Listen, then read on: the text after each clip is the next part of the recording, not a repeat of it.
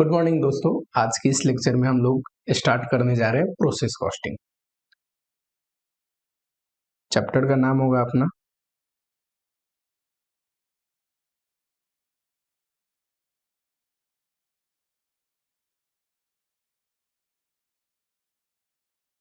Process and operation costing.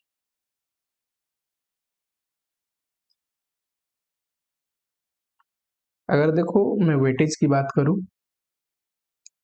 ये lecture देखो equally relevant है सीए वाले बच्चे भी, सीएमए वाले बच्चे भी। जहां भी अगर किसी भी करिकुलम में आपका प्रोसेस कॉस्टिंग है तो कॉन्सेप्ट तो चेंज नहीं होता, चीजें चेंज नहीं होती। और मैं इतनी डिटेल में पढ़ाता हूं कि किसी भी करिकुलम में हो, चाहे सीएमए का बच्चा देख रहा है, सीए का बच्चा देख रहा है, ऑटोमेटिकली सब कवर हो जाएगा। ठीक है। वेटेज की बात करें तो सीए इंटर में जनरली 10 मार्क्स का वेटेज रखता है ना। हाँ, कई बार 5 मार्क्स में भी छोटा क्वेश्चन आ सकता है, पर ज्यादातर चांसेस क्या है 10 मार्क्स में क्वेश्चन आने का। ओके, चैप्टर स्टार्ट करने से पहले पढ़ना क्या है थोड़ा ये देख लेते हैं, फिर आएंगे चैप्टर के अंदर।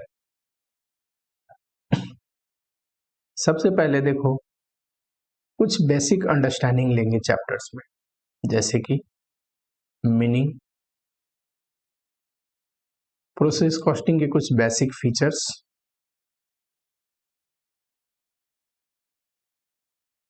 Advantages and disadvantages.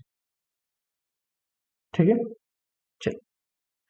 क्या यहाँ से बेसिक अंडरस्टैंडिंग से क्वेश्चन आएगा? जनरली थ्योरी क्वेश्चन में कई बार एडवांटेज एंड डिसएडवांटेज पूछता है प्रोसेस कॉस्टिंग का। बेसिक फीचर भी पूछ सकता है, बट चांसेस बहुत कम बनते हैं। ये जो है एडवांटेज डिसएडवांटेज तो यहां से आ सकता है। फिर आते हैं अपना प्रैक्टिकल पोर्शन पे, और प्रैक्टिकल पोर्शन में देखो प्रोसेस अकाउंट बनाना सीखेंगे, और प्रोसेस अकाउंट बनाने के लिए कुछ वर्किंग भी करनी पड़ती है। ठीक है, तो वर्किंग भी तो सीखना पड़ेगा आप लोगों को, जैसे कि इक्विवेलेंट प्रोडक्शन निकालना,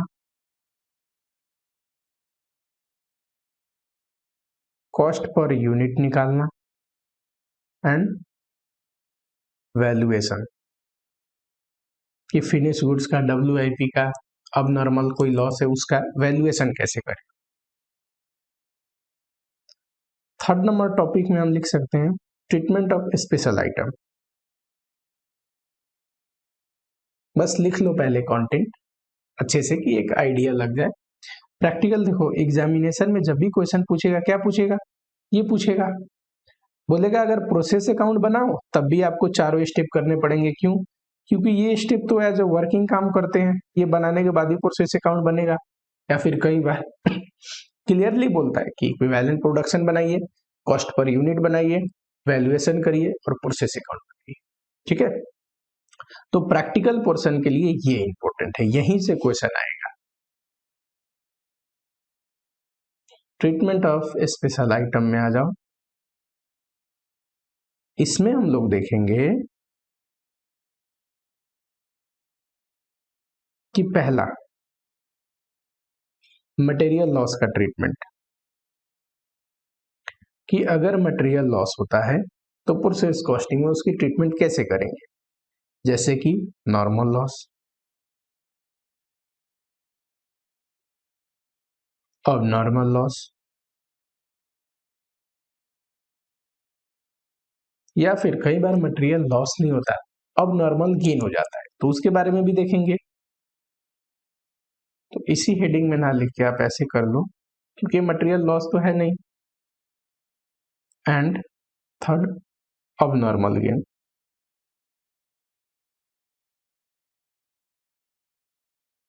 और दूसरे ट्रीटमेंट में हम देखेंगे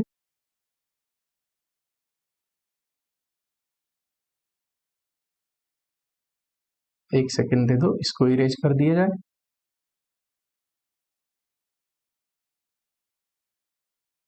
फिर उसके बाद आते हैं डिलीट डिलीट, स्पेस हो गया। सेकेंड स्पेशल आइटम में देखेंगे valuation of WIP।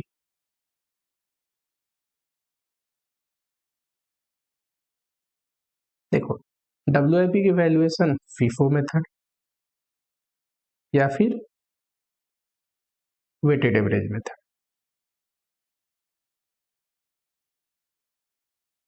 Average method, ठीक है।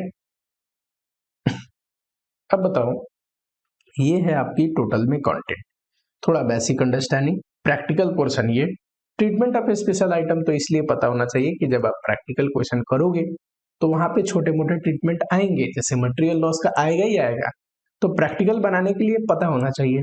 एंड वैल्यूएशन ऑफ WIP, देखो प्रोसेस अकाउंट चाहे जिस भी मेथड से बना रहे हो, जब भी प्रोसेस में WIP होगा तो ताकि FIFO से वैल्यूएशन करनी पड़ेगी या वेटेड एवरेज, है ना। तो ये जो है प्रैक्टिकल पोर्शन प्रोसेस अकाउंट का, ये ताकि FIFO से पूछ सकता है एग्जामिनेशन में कि वैल्यूएशन करिए WIP का फिर बनाइए, या फिर एवरेज मेथड से, तो वो भी आपको वैल्यूएशन करने आनी चाहिए, उसके बाद ही तो बनाओगे। तो प्रैक्टिकल बनाने के लिए आपको FIFO मेथड क्लियर होना चाहिए, तो FIFO मेथड से प्रैक्टिकल बनेगा। वेटेड एवरेज क्लियर होना चाहिए तो एवरेज मेथड से प्रैक्टिकल बनेगा, ठीक है। तो स्पेशल आइटम इसलिए आपको सीखना है कि ये चीजें आएंगी बनाते टाइम। तो चलो अब शुरू करते हैं चैप्टर को। बहुत इंतजार कर लिया मैंने, मेरे से अब कंट्रोल नहीं हो रहा।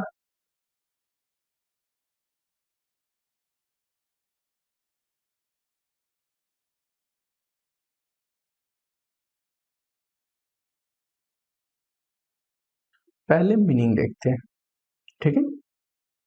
देखो प्रोसेस अकाउंट का मतलब होता है, ये वो मेथड ऑफ कॉस्टिंग है जो कि वैसे इंडस्ट्री में यूज होते हैं जहां पे रॉ मटेरियल फिनिश गुड्स में कन्वर्ट होता है, दो या दो से ज्यादा प्रोसेस से गुजर के, है ना।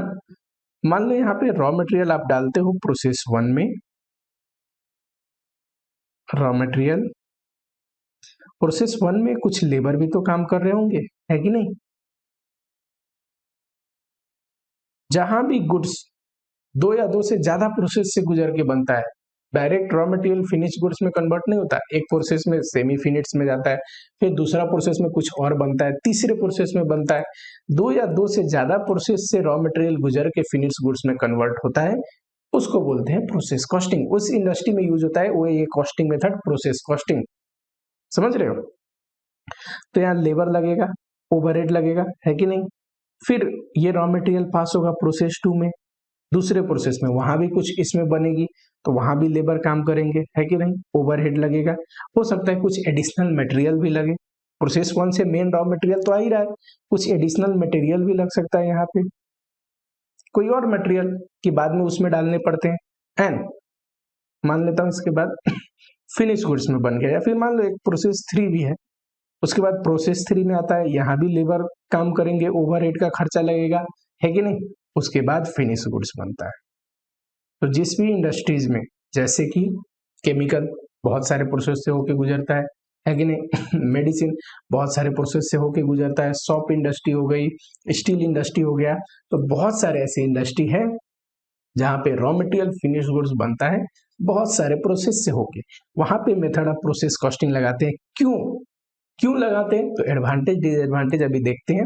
फिलहाल प्रोसेस कॉस्टिंग समझो, इसकी कुछ बेसिक फीचर्स होते हैं प्रोसेस कॉस्टिंग के। कैसे, output of one process become input of other. Process 1 से जब गुड्स पास होगा तो प्रोसेस 1 का वो आउटपुट है, पर प्रोसेस 2 के लिए क्या है, इनपुट है कि नहीं। दूसरा, all the process operate simultaneously, process चलते रहते हैं, प्रोसेस 1 से निकलता है प्रोसेस 2 में जाता है, 2 से निकलता है 3 में जाता है, तब तक 1 में कोई और इनपुट आ गया, है कि नहीं। और ये जो चेन है 1 से 2 में, 2 से 3 में, 3 से फिनिश गुड्स में, तब तक पीछे से फिर प्रोसेस 1 में मटेरियल लगेगा, है ना। तो ये चेन कंटिन्यू ऑपरेट होता रहता है, ठीक। तो all the process operate simultaneously, ठीक है। अगला फीचर देखो, it is not possible to trace output with respect to input, यानी कि पर लॉट ऑफ आउटपुट किस इनपुट से बना है ये निकालना बहुत मुश्किल है। फॉर एग्जांपल मान लेते हैं शुगर गैन से शुगर बनता है ना, प्रोसेस से गुजरता है, शुगर बनता है। मैं एक शुगर का पैकेट लेकर तुमसे बोलूं कि कौन से शुगर कैन से बना था बताओ आइडेंटिफाई करके, तो ये मुश्किल है कि नहीं? बिल्कुल मुश्किल है। क्यों? क्योंकि सेम ही रॉ मटेरियल से होमोजीनियस प्रोडक्ट बन रहे हैं, सेम ही टाइप के प्रोडक्ट बन रहे हैं। शुगर कैन डलते जा रहा है प्रोसेस 1 में, प्रोसेस 2 या प्रोसेस 3 से शुगर बनते जा रहा है। तो ये कैसे पॉसिबल है ट्रेस करना कि which lot of output is made from which lot of input? समझ रहे हो? तो ये कुछ बेसिक फीचर है प्रोसेस कॉस्टिंग का, पूछ सकता है। ठीक है, क्या क्या फीचर्स में हमने देखा। नंबर 1 कि जो ऑपरेशन होगा जो प्रोडक्शन होगा, जो फैक्ट्री होगा, वो डिफरेंट प्रोसेस में बटी होगी। दूसरा, सारे प्रोसेस ऑपरेट होंगे सिमल्टेनियसली। तीसरा, एक प्रोसेस का आउटपुट दूसरे के लिए इनपुट हो जाएगा, है कि नहीं? फिर उसका आउटपुट तीसरे के लिए इनपुट हो जाएगा। चौथा, it is not possible to trace पर lot of output with respect to input, यानी कि जो आउटपुट है वो कौन से वाले इनपुट से बना है ये निकालना बड़ा मुश्किल है, क्योंकि सेम ही इनपुट डल रहे हैं प्रोसेस 1 में, प्रोसेस 3 से कॉमन आउटपुट निकल रहा है। शुगर कैन से शुगर बन रहा है कि नहीं? जैसे केमिकल डालो प्रोसेस 1 में, प्रोसेस 3 से क्या निकल रहा है? मेडिसिन। अब कौन सी टैबलेट, कौन सा वाला डब्बे का केमिकल डालने से वो बना है ये बताना मुश्किल है, क्योंकि सेमी केमिकल डलते जा रहे हैं कंटिन्यू कंटिन्यू, प्रोसेस 3 से आउटपुट निकलते जा रहा है। समझ रहे हो? अच्छा, इस चैप्टर में एक वर्ड लिखा है ऑपरेशन कॉस्टिंग। प्रोसेस कॉस्टिंग समझ में आया आपको? ऑपरेशन कॉस्टिंग क्या होता है? देखो, operation costing is much more similar same as a process costing, लेकिन फर्क क्या है? प्रोसेस कॉस्टिंग में होता क्या है कि इनपुट सेम है, कि शुगर कैन डल रही है, कंटिन्यू शुगर निकल रहा है, प्रोसेस से गुजर के आउटपुट भी सेम निकल रहा है, homogeneous output. But operation costing में होता क्या है? ऑपरेशन का मतलब क्या होता है? इनपुट सेम है बट आउटपुट हेट्रोजीनियस है, अलग अलग आउटपुट निकल रहा है। फॉर एग्जाम्पल, एक ही गारमेंट से, एक ही कपड़े से बहुत किस्म के शॉर्ट बनाए जा सकते हैं, हाफ शॉर्ट, फुल शॉर्ट, अलग अलग डिजाइन के शॉर्ट्स। तो हेट्रोजीनियस आउटपुट हो गए कि नहीं? इनपुट सेम है, गारमेंट सेम डल रही है, पर अलग अलग डिजाइन की चीजें बना दोगे, अलग अलग वेराइटी टाइप का बना दोगे, तो आउटपुट क्या हो गया? हेट्रोजीनियस हो गया, आउटपुट अलग अलग हो गया। इसको बोलते हैं ऑपरेशन कॉस्टिंग। एडवांटेज डिसएडवांटेज क्यों बना रहे हैं हम प्रोसेस कॉस्टिंग? हम क्यों पता कर रहे हैं कि प्रोसेस में, किस प्रोसेस में कितना खर्चा लगेगा? इसमें हम यही सीखेंगे कौन से प्रोसेस में कितना कॉस्ट लग रहा है, कॉस्ट को रिकॉर्ड करना और पता करना कि प्रोसेस का कॉस्ट कितना है। देखो, इसके एडवांटेज क्या हो सकते हैं? पहला, to determine cost and profitability of each process. देखो, प्रोसेस कॉस्टिंग में हम प्रोसेस का कॉस्ट निकालते हैं, हर एक प्रोसेस में खर्चा कितना लग रहा है रॉ मटेरियल को बनाने का, तो हमें एक तो प्रोसेस का कॉस्ट पता चलेगा। दूसरा, अगर ये प्रोसेस बनाने के बाद कॉस्ट पे ना भेज के दूसरे प्रोसेस को अपनी एक selling price, transfer price fix करके भेज सकता है ना? सारे प्रोसेस को इंडिपेंडेंट मान लो, तो अगर कॉस्ट पे ना भेज के ट्रांसफर प्राइस पे भेजे तो हमें ये पता चल जाएगी हर एक प्रोसेस की प्रॉफिटेबिलिटी कैसी है, कौन सा प्रोसेस में ज्यादा अच्छा, वेस्टेज भी पता चलेगा, है कि नहीं? अलग अलग प्रोसेस बनाओगे तो किस प्रोसेस में ज्यादा वेस्टेज हो रहा है, तो हर एक प्रोसेस की कॉस्ट पता चल जाएगी, प्रॉफिटेबिलिटी पता चल जाएगा। दूसरा, लिखने की जरूरत नहीं है। क्यों? सारा चीज बुक में दिया हुआ है, बस आप चीजों को समझो। दूसरा जो रीजन है, मेक और बाय डिसीजन। ये क्या होता है?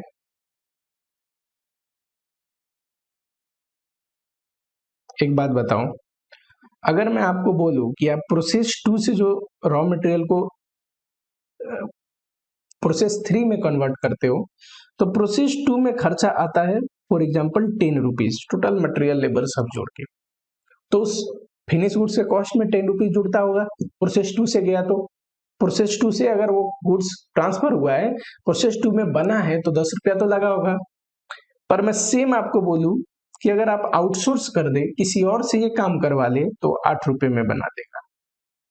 तो हमें बनानी चाहिए खुद से प्रोसेस, वो प्रोसेस में लगा के, कि हमें किसी और को आउटसोर्स कर देना चाहिए। Obviously it is not good decision to make, but better decision to by.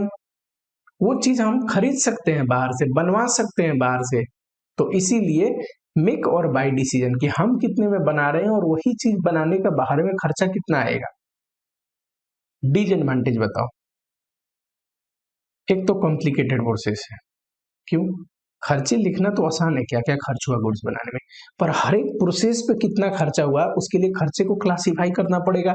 किस प्रोसेस में कितना, कुछ कॉमन खर्चे होते हैं तो बांटना पड़ेगा प्रोसेस के अंदर, तो it becomes a complicated task to determine the process cost, है कि नहीं। और दूसरा जो रीजन है, जो हम बोल रहे हैं ना कि प्रोसेस एक दूसरे को भेजेगा तो इस प्रोसेस की प्रॉफिटेबिलिटी पता चल जाएगी, पर वो कोई रियलाइज प्रॉफिट नहीं है। क्यों? वो गुड्स बिकी थोड़ी ना है। तो ये दो डिसएडवांटेज में आप लिख सकते हैं।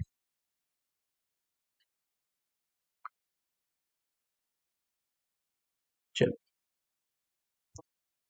अगला आते हैं प्रैक्टिकल पे। मीनिंग समझ में आया आप लोग को?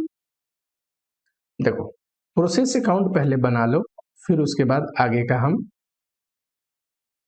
शुरू करेंगे।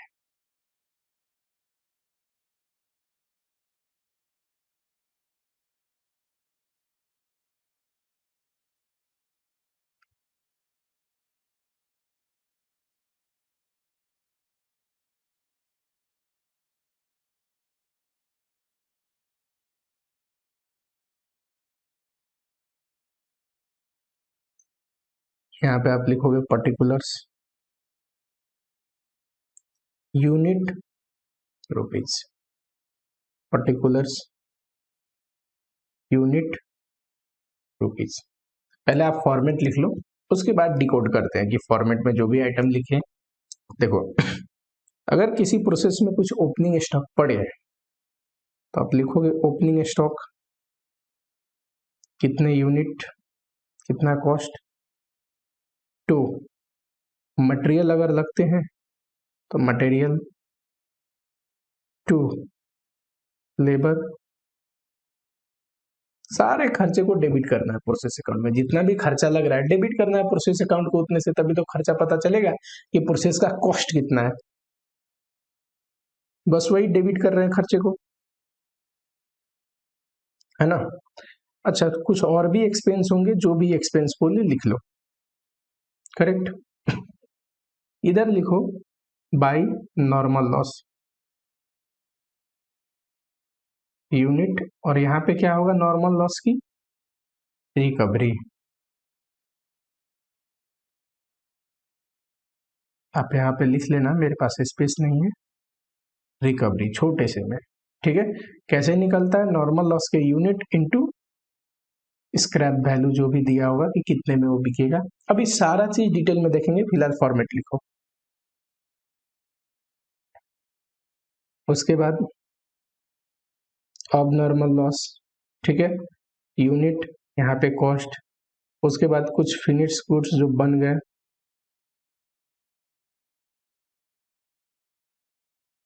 फिनिश गुड जो बन जाते हैं वो नेक्स्ट प्रोसेस में ट्रांसफर हो जाते हैं, तो इसको लिखा हुआ हो सकता है transfer to next process, unit और उसका कॉस्ट। लास्ट में कुछ क्लोजिंग स्टॉक भी तो हो सकते हैं, यूनिट और उसका कॉस्ट।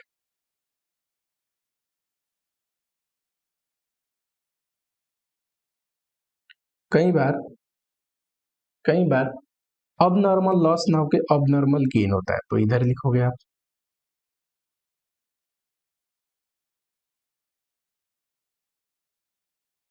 ठीक है, बारी बारी अब पढ़ते हैं। स्पेशल आइटम में मैंने क्या बोला था? पहला ट्रीटमेंट ऑफ मटेरियल लॉस।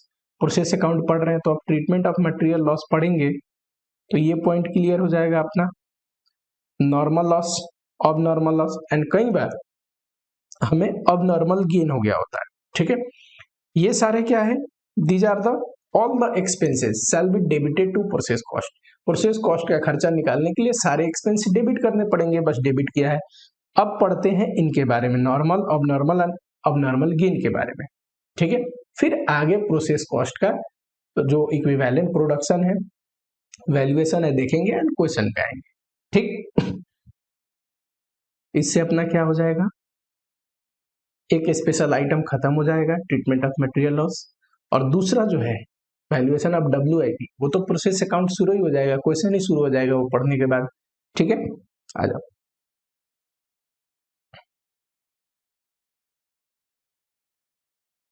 थोड़ा प्रोसेस अकाउंट को एक्सप्लेन करते हैं डिटेल में।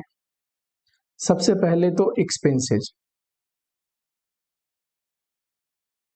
देखो जितने भी खर्चे थे हमने प्रोसेस अकाउंट में डेबिट किया कि नहीं, तो क्या करते हैं, डेबिटेड टू प्रोसेस अकाउंट, है कि नहीं। जितने भी खर्चे हैं क्या करेंगे, प्रोसेस अकाउंट में डेबिट करेंगे। जर्नल पास करने की जरूरत नहीं, आपको लेजर ही पूछेगा। फिलहाल आप याद रखो, अगर कोई एक्सपेंस करते हैं तो एक्सपेंस टू क्या लिखते हैं, जीएलसी। वैसे पे करोगे तो बैंक लिखोगे, आउटस्टैंडिंग है तो आउटस्टैंडिंग एक्सपेंस। बट कॉस्टिंग में क्या होता है कॉस्टिंग में बैंक, आउटस्टैंडिंग एक्सपेंसेस, इन सब के बदले एक कॉमन लेजर होता है, जनरल लेजर कंट्रोल अकाउंट। और दूसरा एंट्री में क्या करोगे, एक्सपेंस को प्रोसेस अकाउंट में चार्ज कर दोगे।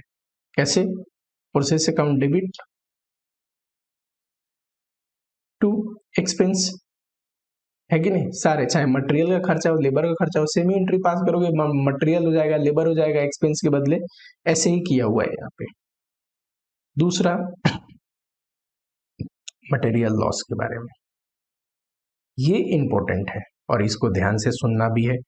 देखो छोटी छोटी चीजें से ना फर्क पड़ता है इंसान को पूरी लाइफ में भी, रिजल्ट में भी, ओवरऑल। आपकी अप्रोच कैसी है, अगर आप सीखने का अप्रोच रखते हैं तो इससे पूरी जिंदगी आसान हो जाएगा। चीजों को मगअप मत करो, रटो मत, ये संभव नहीं है। इस दुनिया में इतनी नॉलेज है ना कि याद करना संभव नहीं है। आप जितना भी अपने लिए सीख रहे हैं ऐसा सीखें कि उसको आप भूल ना पाए। लॉजिकली सीखना जरूरी है। कहीं भी काम करोगे तो जो चीज पढ़े हो उन्हीं के तो नॉलेज के बेसिस पे काम करोगे, है कि नहीं। तो मगअप नहीं करना है, याद करने की कोशिश नहीं करनी है।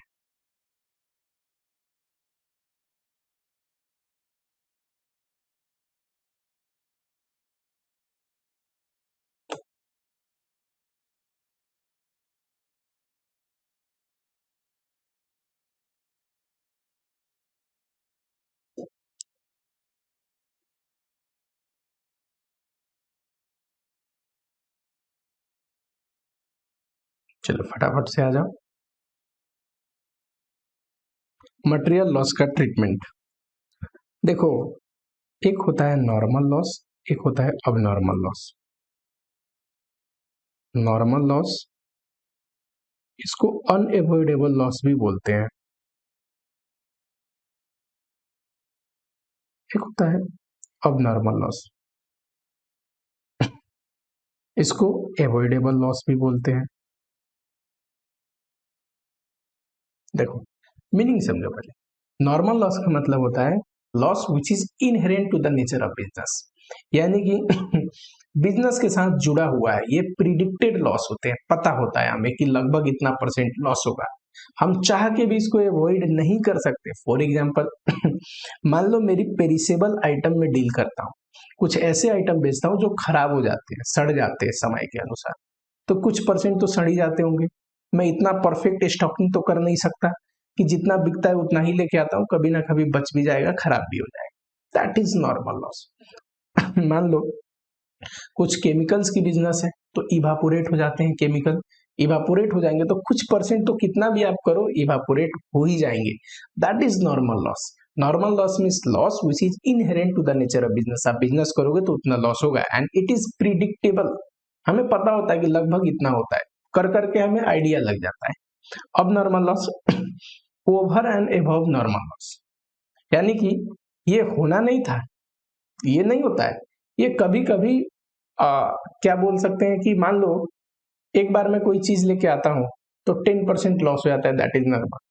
कभी हुआ और कोई एक्सीडेंट हो गई और लगभग 50% लॉस हो गया, तो जो एक्स्ट्रा 40% है ना, दैट इज अब नॉर्मल लॉस।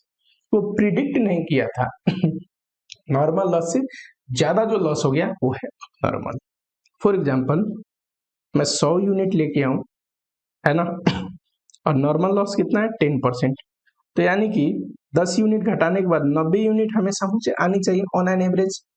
पर कभी क्या हुआ कि ट्रक का एक्सीडेंट हो गया और मुझे सिर्फ 40 यूनिट मिला, तो ये जो बचा हुआ एक्स्ट्रा 50 यूनिट का लॉस है ना, दिस इज अब नॉर्मल लॉस। समझ रहे हो, नॉर्मल लॉस घटाने के बावजूद कुछ लॉस हो गया एक्स्ट्रा, दैट इज अब नॉर्मल लॉस। मीनिंग समझ में आया आप लोग को? देखो, सबसे पहले तो आप मीनिंग लिखो। ये क्या है, लिख लेना आप। It is inherent to the nature of business, उसको it is over and above normal loss. मेरे पढ़ाने लायक अब इससे आगे शुरू होता है। ट्रीटमेंट क्या करेंगे? तो देखो यहाँ पे ना स्पेस बन नहीं पाएगा ज्यादा, मैं बारी बारी लिख लेता हूँ या फिर कोई नहीं देखते। ट्रीटमेंट क्या करेंगे? देखो, नॉर्मल लॉस होता है ना, cost of normal loss shall be recovered from good unit। अब बारी बारी लिखो, ठीक है? यहाँ स्पेस नहीं बनेगी अब नॉर्मल लॉस के लिए, पहले नॉर्मल पढ़ते हैं फिर अब नॉर्मल पढ़ेंगे। Cost of normal loss shall be recovered from goods unit, good unit. इसका मतलब नॉर्मल लॉस से जो नुकसान हुआ ना, तो बच गए ना जो आइटम, जैसे हमारे केस में 10 नॉर्मल लॉस था, 90 बच गए। कहाँ गया? अच्छा, इरेज हो गया। चलो, 100 में से नॉर्मल लॉस था 10, फिर 90 बच गए। हाँ, ये 90 यूनिट जो है ना, इसी को बेच के रिकवर करेंगे। वो जो 100 यूनिट का कॉस्ट है ना, मानेंगे 90 यूनिट का ही कॉस्ट है, ठीक है? अब नॉर्मल लॉस का ट्रीटमेंट क्या होगा? तो अब नॉर्मल लॉस हमारी अपनी लॉस है, कभी कभी होती है, ठीक है? और ये लॉस कोई कस्टमर बियर करने वाला नहीं है। आप अपनी नुकसान किसी कस्टमर से मांगोगे, देगा? नहीं देगा। आप वही चार्ज कर सकते हैं जो पूरी दुनिया चार्ज कर रही है। नॉर्मल लॉस सारे दुनिया अपनी कॉस्ट से रिकवर करती है, तो आप भी कर सकते हैं, है कि नहीं? तो इसको क्या करेंगे? Shall be debited to costing PL, ठीक है?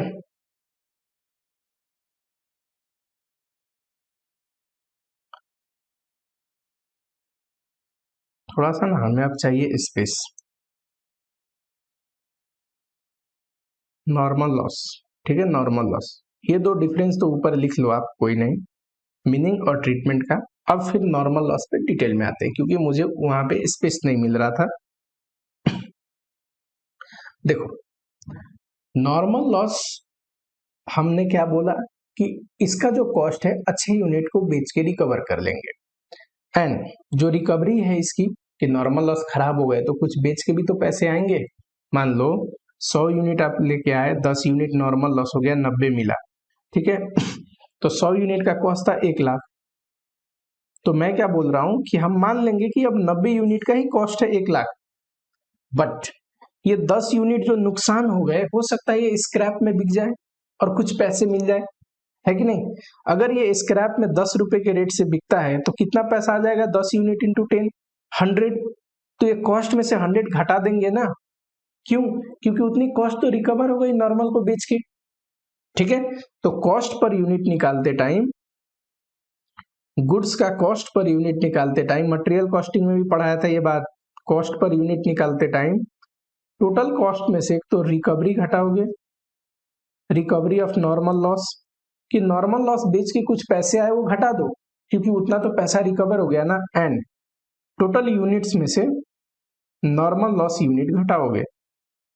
क्यों? 100 यूनिट में से 10 घटा दोगे तो 90 आएगा, 90 में ही तो वो कॉस्ट बांटने हैं। जैसे हमारे केस में 1 लाख था, 1000 रिकवर हो गया, 1000 नहीं, 100 रुपया रिकवर हो गया, है ना?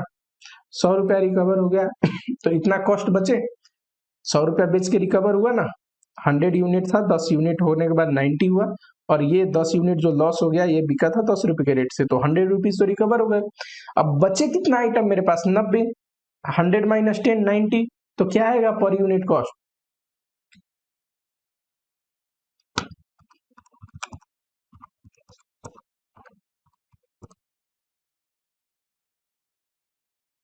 इतना। पहले कितना था per unit cost? 1000।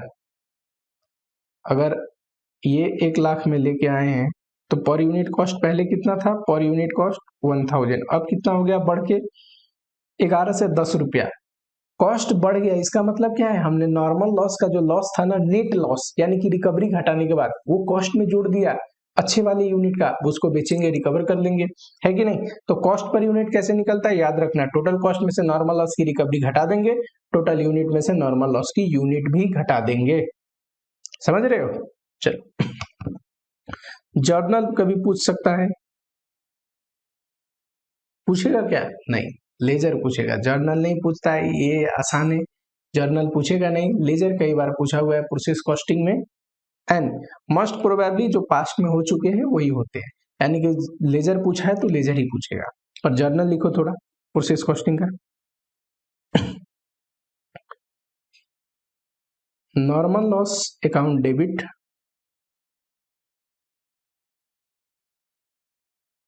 To process cost, process account. दूसरा,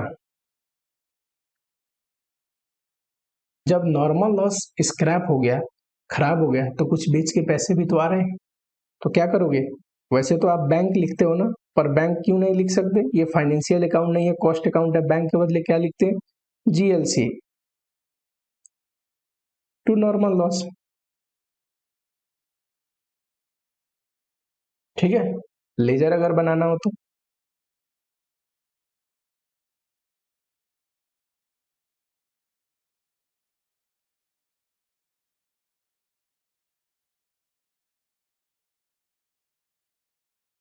यहाँ पे unit rupees, unit rupees, particulars,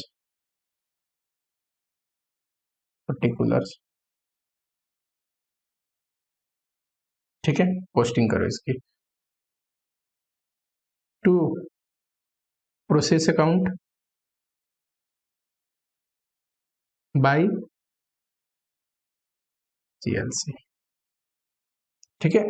समझ में आया, बस एक एग्जांपल देखते हैं फिर पूरी पिक्चर क्लियर हो जाएगी। जर्नल याद रखो, लेजर याद रखो, इतना याद रखना कि कॉस्ट पर यूनिट निकालते टाइम नॉर्मल लॉस की रिकवरी और यूनिट घटा देते हैं, इससे क्या होता है कि नॉर्मल लॉस का जो नेट कॉस्ट था वो अच्छे वाले यूनिट पे चार्ज हो जाते हैं, यानी कि उनके कॉस्ट बढ़ जाता है, ठीक है।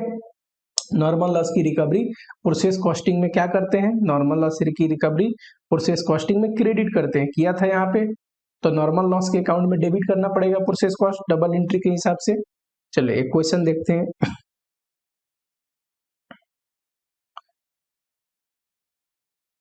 मटेरियल है 1000 यूनिट, 4 रुपीज एक, 40,000, ठीक है। लेबर का खर्चा है 30,000, ओवर हेड का खर्चा है, प्रोसेस अकाउंट बनाना है, ठीक है। अभी जितना पढ़े उसके बेसिस पे नॉर्मल लॉस है 10%, प्रोसेस अकाउंट और नॉर्मल लॉस का अकाउंट बनाना है, जरा बताओ आउटपुट कितना,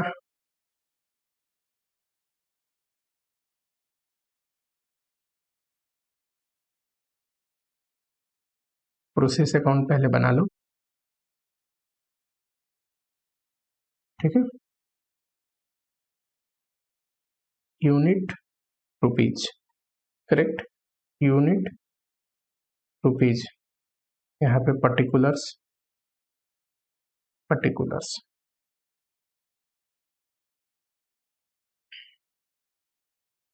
लिखोगे टू मटेरियल कितना है, 1000 unit, 40,000, to labour, to overhead, अब पूरा लिख लो, मैं लेबर को शॉर्टकट में लिख रहा हूँ, ओवरहेड को भी शॉर्टकट में लिख रहा हूँ, यहाँ अभी वर्किंग कर रहे हैं बस आपको समझाने के लिए, ठीक है। इधर क्या आएगा, नॉर्मल लॉस है तो सर नॉर्मल लॉस आएगा कितना, 10% है, बताओ 10% कुछ ना बोले तो इसका जितना हम लेके आए हैं यूनिट, अब 1000 का 10% 100 होता है, 100। एक और चीज लिख लो कि नॉर्मल लॉस जो है ना वो स्क्रैप वैल्यू होगा उसका, स्क्रैप वैल्यू मतलब जो भी आइटम टूट फूट गए वो कितने में बिकेंगे, स्क्रैप वैल्यू लिख लो आप ₹10 पर यूनिट। अब बताओ बाई फिनिश स्टॉक,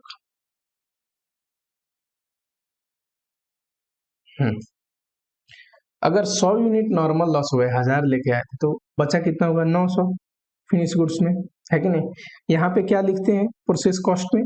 तो नॉर्मल लॉस की recovery, sir 100 unit normal loss है, एक स्क्रैप बिकता है 10 रुपए में, तो 10 रुपया इंटू करोगे तो 1000 आएगा, 1000 यहाँ लिख लोगे। हाँ जी, अब हमें लिखना है यहाँ पे देखो 1000 यूनिट लिख लो, 1 लाख, यहाँ पे 1000 यूनिट 1 लाख, क्लोज करोगे तो सेम ही आएगा ना। अब वैल्यूएशन करनी है फिनिश गुड्स का, कि ये फिनिश गुड्स का कॉस्ट कितना आएगा, बताओ। अभी मैंने सिखाया था कॉस्ट पर यूनिट कैसे निकालते हैं, तो सर कॉस्ट पर यूनिट निकालते हैं total cost minus recovery divide by total unit minus normal loss unit, correct. Total cost कितना है, देखो कॉस्ट कितना लगा हमें बनाने में, 1 लाख, 1 लाख का टोटल खर्चा है, रिकवरी हो गया है ना कुछ, क्या रिकवरी हुई है? 1000 का। सेम जो फॉर्मेट पढ़े हैं, जो कंसेप्ट पढ़े हैं वही कर रहा हूं बस, ठीक है। टोटल यूनिट 1000 था, 100 यूनिट नॉर्मल लॉस हो गया है, बताओ जरा कितना आएगा?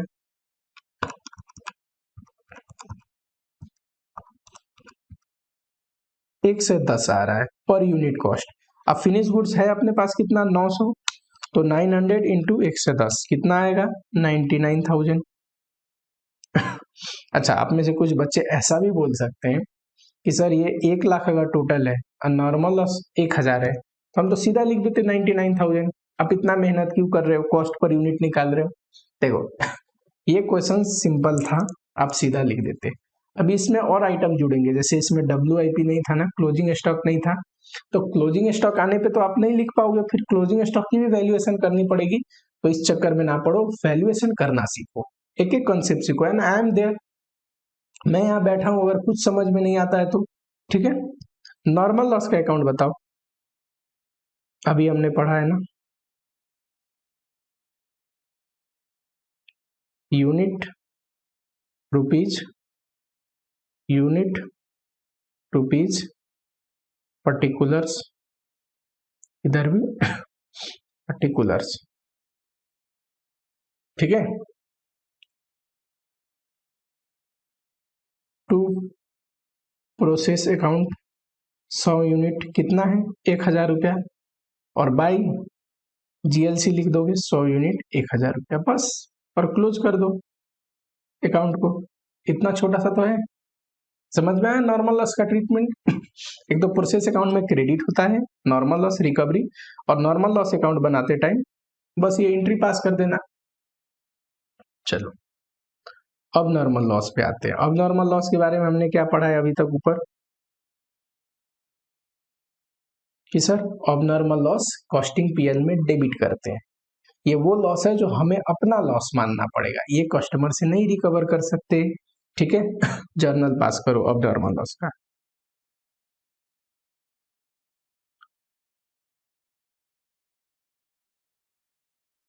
अब normal loss account debit to process account, और ये लॉस को क्या करेंगे? कॉस्टिंग PL में चार्ज कर देंगे, पहला ये। दूसरा, नाइरेशन लिखने की जरूरत नहीं है, सिर्फ कॉन्सेप्ट पे ध्यान दो। बड़े चैप्टर के भीतर आपको जर्नल पास नहीं कराता, ये तो नॉलेज के लिए आप पढ़ रहे हैं, नाइरेशन लिखने के चक्कर में ना पढ़ो। दूसरा, कॉस्टिंग PL डेबिट टू अब नॉर्मल लॉस, ठीक है। कॉस्टिंग PL डेबिट टू अब नॉर्मल लॉस। अगर लेजर बनाना हो तो, अच्छा कई बार देखो वैसे abnormal loss item has no recovery value. कई बार जो अबनॉर्मल लॉस हो जाते हैं ना, वो कुछ ज्यादा टूट फूट जाते हैं, खराब हो जाते हैं, तो वो स्क्रैप में बिकते नहीं है। पर अगर स्क्रैप में बिकते तो, मान लो 1000 का अबनॉर्मल लॉस था, ठीक है, पर क्या पूरी कॉस्टिंग PL में चार्ज करेंगे? मान लो 100 रुपया स्क्रैप में बिक गया, तो हमारा लॉस कितना है? 1000 का सामान फूटा था, 100 रुपया में स्क्रैप में बिक गया, तो 900 रुपया ही ना हमारा लॉस है। तो यहाँ पे GLC यानी कि GLC का मतलब बैंक से या कैश में जो भी बेच के आया वो भी लिखोगे डेबिट। अब बैलेंस वाला तुम कॉस्टिंग PL में भेजोगे, ठीक है। अगर 1000 ये है, 100 रुपया रिसीव हो गया है बेच के, तो बैलेंस जो है ना, बैलेंस वो कॉस्टिंग PL में 900 जाएगा सिर्फ। लेजर बनाओ।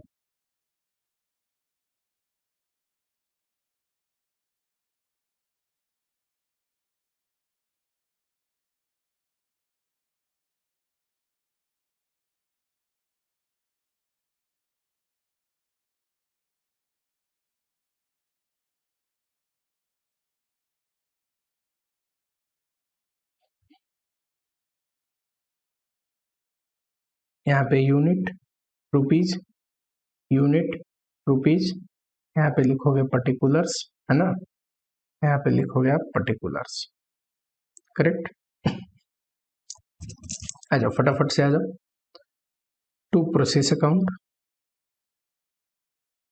यूनिट लिखोगे, टोटल कॉस्ट लिखोगे यहाँ पे जो भी उसका था, बाय जीएलसी यूनिट लिखोगे, यहाँ पे क्या लिखोगे, रिकवरी, रिकवरी वाली अमाउंट कितना बेच के आया, अभी बताता हूँ समझ में आएगा, बाई कॉस्टिंग पीरियड। हमारे केस में अगर बोला जाए अभी जो हमने एग्जांपल दिया था, तो टोटल अगर 1000 रुपये का लॉस हुआ है तो यहाँ 1000 आएगा, 100 रुपया बेच के आया तो 100 यहाँ आएगा और 900 रुपया कॉस्टिंग पीरियड में जाएगा। सिंपल, कुछ करना थोड़ी ना है। चलो एक दूसरी एग्जांपल देखें, सेम ही एग्जांपल को कॉपी करते हैं यहाँ पे, यही एग्जांपल एक बार और कॉपी करता हूं मैं यहाँ पे।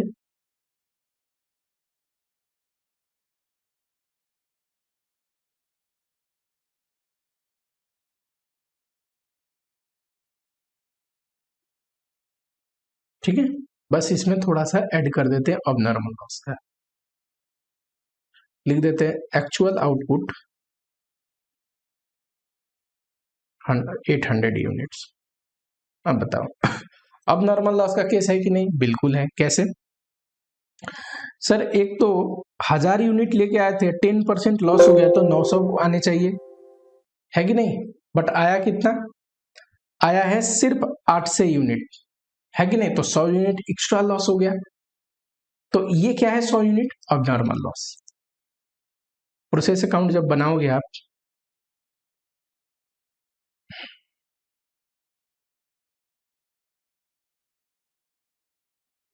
प्रोसेस अकाउंट जब आप बनाओगे, आ जाओ फटाफट से आओ।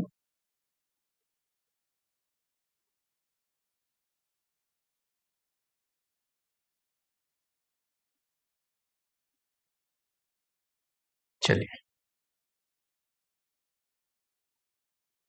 यहाँ पे unit, rupees, unit, rupees, particulars, यहाँ पे भी पर्टिकुलर्स।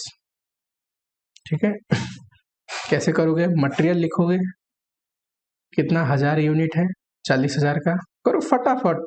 प्रोसेस कॉस्टिंग का फॉर्मेट देख लिया, नॉर्मल अब नॉर्मल का ट्रीटमेंट देख लिया।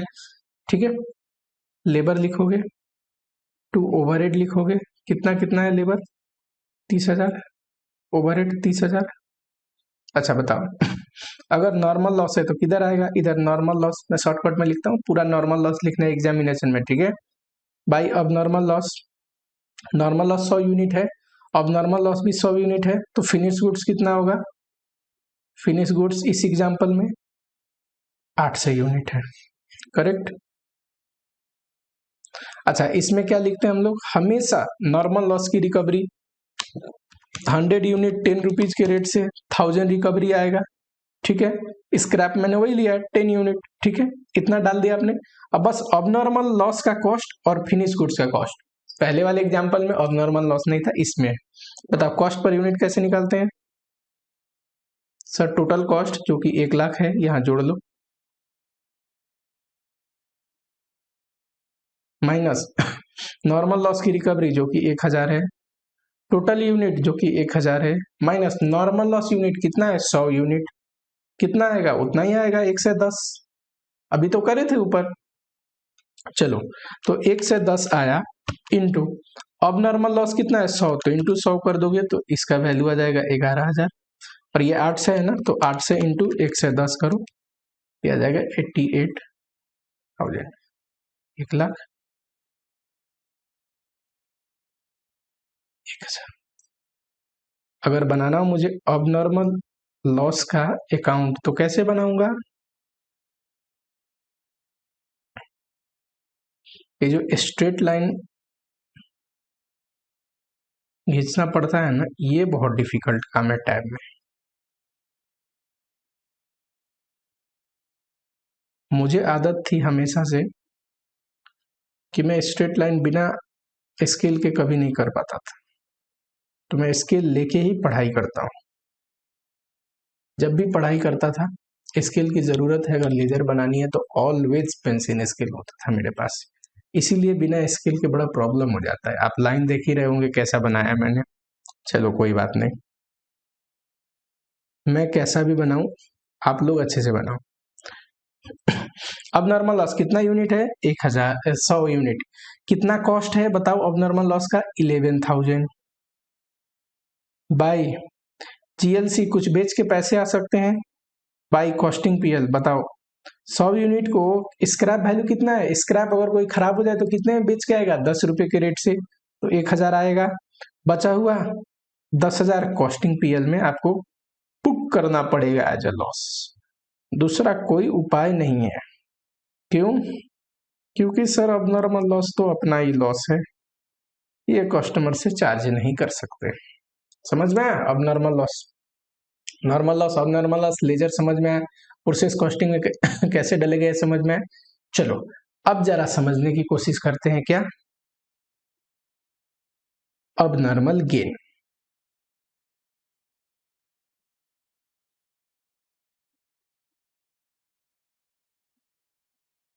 अब नॉर्मल गेन क्या है? देखो, अगर 100 यूनिट हम बाई करके लेके आते हैं और नॉर्मल लॉस 10% है ना, 10% है, तो हमें कितना यूनिट मिलना चाहिए? 90 यूनिट, है कि नहीं? इससे कम मिलता है तो अब नॉर्मल लॉस। अभी हमने सीखा। बट अगर मान लो मुझे 95 यूनिट मिलता है, मतलब नॉर्मल लॉस जितना होना चाहिए वो बच गया, सेविंग इन नॉर्मल लॉस, तो इसको क्या बोलेंगे? 5 यूनिट अब नॉर्मल गेन। क्यों?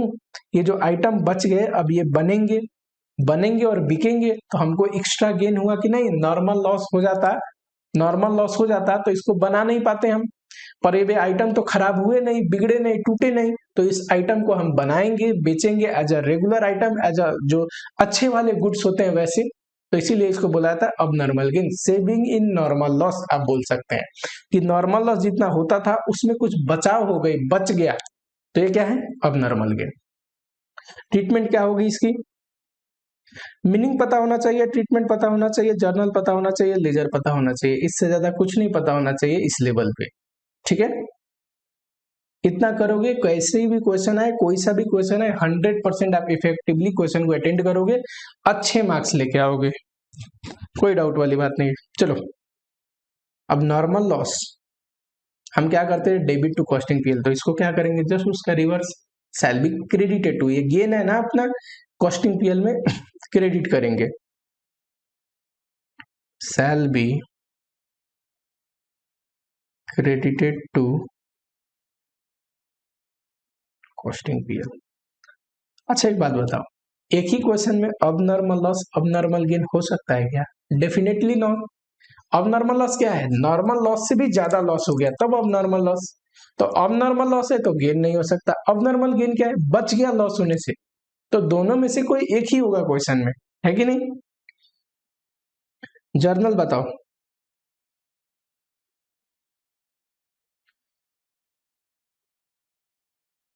Process account debit to abnormal gain. दूसरा, अब नॉर्मल गेन को कहां भेजना है? कॉस्टिंग पीएल में क्रेडिट करना है। Abnormal gain account debit to costing PL. ठीक है, चलो अगर लेजर पूछे तो पूछने को तो पूछ सकता है, पूछा भी है। एक क्वेश्चन है जहां पे पूछता है कि normal loss abnormal gain का लेजर बनाइए या फिर नॉर्मल लॉस का लेजर बनाइए, पर लेजर पूछता है और बहुत बार वो क्वेश्चन आया जहां पे पूछता है।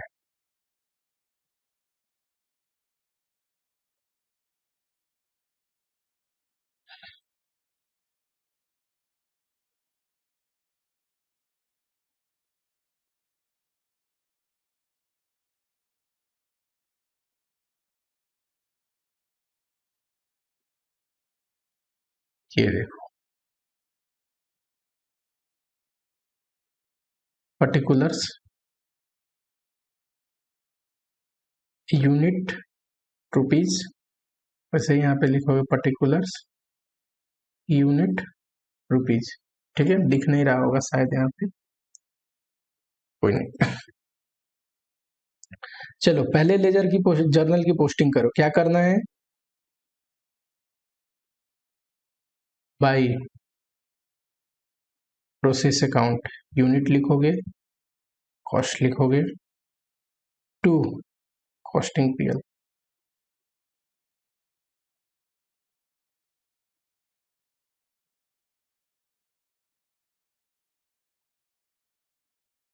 ठीक है, चलो एक क्वेश्चन देखिए क्या, ऊपर जो हमने एग्जांपल दे रखा है इसी एग्जांपल में कुछ चेंजेस करके कंटिन्यू करते हैं।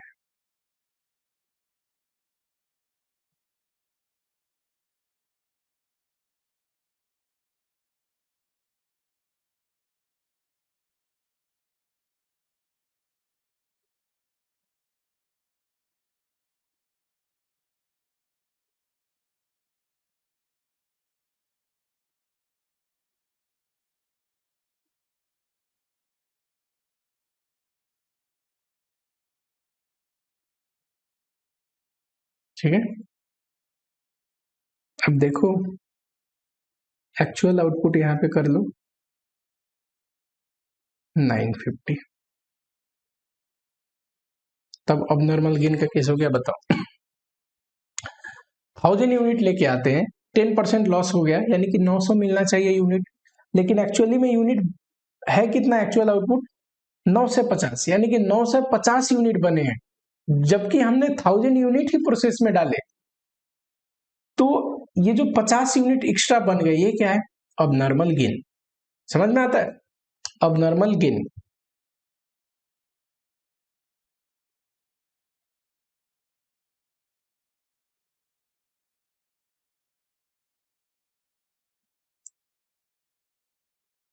प्रोसेस अकाउंट बनाओ, चलो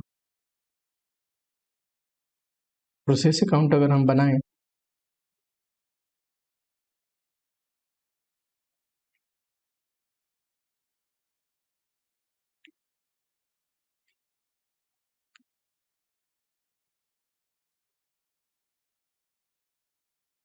तो यहाँ पे लिखोगे यूनिट, रुपीज, यूनिट, रुपीज।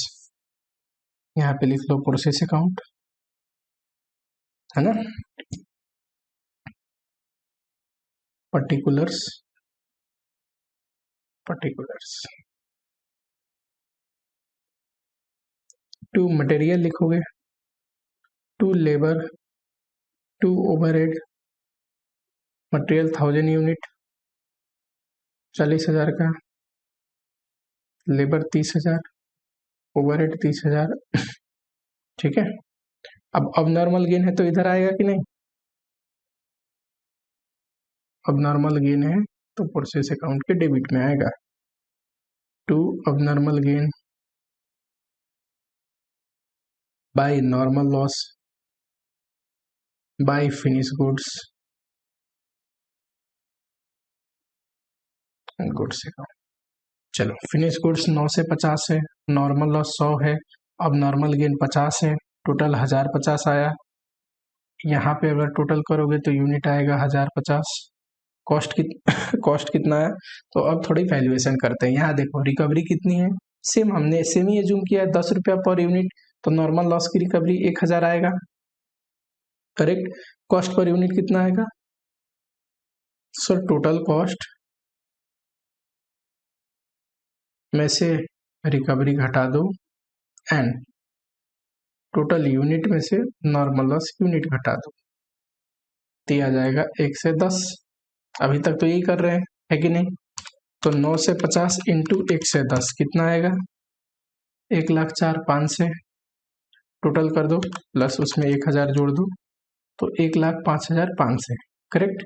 अब देखो अब नॉर्मल गेन की वैल्यूएशन,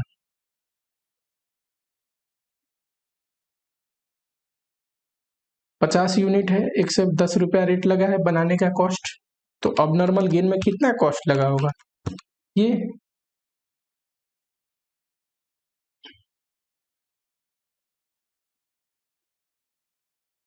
बस इतना छोटा सा तो है प्रोसेस कॉस्टिंग। अच्छा, अब नॉर्मल गेन का अकाउंट बोले तो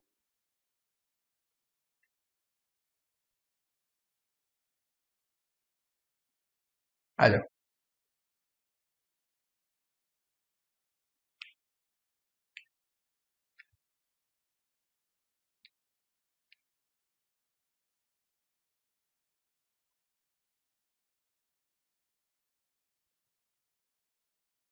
यहाँ पे unit, rupees, unit, rupees, particulars, particulars, ठीक है। चलो लिखोगे बाई प्रोसेस अकाउंट, 50 यूनिट है, 5500 आया ना कॉस्टिंग, हाँ 5500 टू कॉस्टिंग पीएल।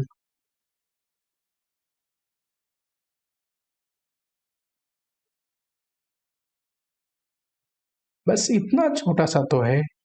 अब नॉर्मल गेन, नॉर्मल लॉस, अब नॉर्मल लॉस, इतने को बच्चे पता नहीं क्यों डर जाते हैं। ठीक है, अभी तक हमने क्या पढ़ा, प्रोसेस कॉस्टिंग का मतलब, प्रोसेस अकाउंट का फॉर्मेट। प्रोसेस अकाउंट में देखो खर्चे सारे तो डेबिट होते हैं, लेकिन कुछ स्पेशल ट्रीटमेंट, नॉर्मल लॉस, अब normal loss, abnormal gain का ट्रीटमेंट। अब प्रॉपर जो प्रोसेस अकाउंट का आगे का प्रोसीजर है, जैसे कि इक्विवेलेंट प्रोडक्शन, ठीक है, कॉस्ट पर यूनिट निकालना एंड वैल्यूएशन करना। वैल्यूएशन तो ऐसे ही जैसे अभी कर रहे हैं फिनिश गुड्स का, कॉस्ट पर यूनिट निकाल के इनटू कर देना, इसी को वैल्यूएशन बोलते हैं, है कि नहीं। कॉस्ट पर यूनिट भी आप निकालना सीख चुके हो, लेकिन जहां पे मेथड ऑफ, अभी तक मेथड ऑफ वैल्यूएशन नहीं था, डब्ल्यूआईपी नहीं आ रही थी। आगे हम लोग अब लेक्चर में क्या देखेंगे, जब क्लोजिंग स्टॉक होगा तब क्लोजिंग स्टॉक की वैल्यूएशन के साथ कैसे करते हैं, ठीक है। जो कि अपना क्या था, जो कि अपना था स्पेशल आइटम में पॉइंट नंबर 2, कि अभी तक हम लोग देख रहे थे बिना क्लोजिंग स्टॉक के कैसे बनाते हैं। प्रोसेस अकाउंट भी बना रहे थे, कॉस्ट पर यूनिट भी निकाल रहे थे एंड वैल्यूएशन भी कर रहे थे, क्योंकि ये कॉस्ट पर यूनिट निकाल के वैल्यू करके ही तो लिखोगे प्रोसेस अकाउंट में, है ना। अब हम देखेंगे विथ वैल्यूएशन ऑफ डब्ल्यूआईपी, यानी कि क्वेश्चन में अगर अब डब्ल्यूआईपी होता है, बची हुई स्टॉक होती है प्रोसेस में, जरूरी थोड़ी ना जितने बने सारे दूसरे प्रोसेस में चला गया, कुछ डब्ल्यूआईपी फॉर्म में हो सकता है कि अभी कंप्लीट नहीं है, दूसरे प्रोसेस में गया नहीं है, तो उसकी वैल्यूएशन फीको मेथड से, वेटेड एवरेज मेथड से करने के बाद प्रोसेस अकाउंट कैसा बनता है। वीडियो अगर आप लोगों को अच्छा लगता है तो आप चैनल पे सब्सक्राइब कर लो, ऐसे ही नॉलेजेबल कंटेंट आपको मिलता रहेगा। जो भी टॉपिक पे आपको मुश्किल लगती है आप कमेंट बॉक्स में लिख सकते हैं, उससे रिलेटेड चीजें मैं आपको बताऊंगा, ठीक है। फिलहाल लेक्चर डलती रहेंगी, आप पढ़ते रहो, अच्छे से पढ़ो। कोई भी कंसेप्चुअल अगर आपको दिक्कत आती है आप टेलीग्राम पे मैसेज कर सकते हैं, टेलीग्राम पे वो प्रॉब्लम पोस्ट कर सकते हैं, कमेंट में लिख सकते हैं पर्सनली,